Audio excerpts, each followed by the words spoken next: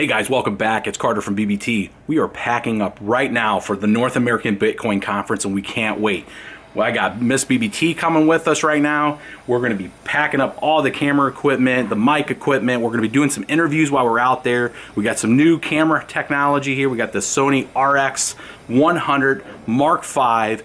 We got the new Sony A7R3. We got some pretty nice equipment here for 2018 to bring some of the cleanest content to you guys when it comes to the crypto space. This is one of the bigger conferences that we're going to cover this year, so hopefully you guys like the new format change. We're going to be covering more than just mining. We're going to get into ICOs. We're going to talk.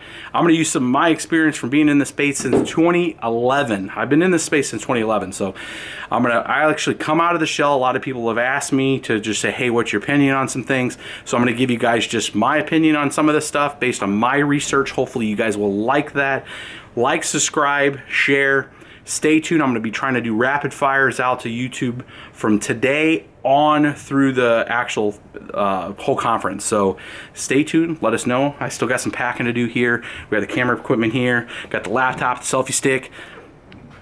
Like, subscribe, share. Let's make 2018 a big deal, guys.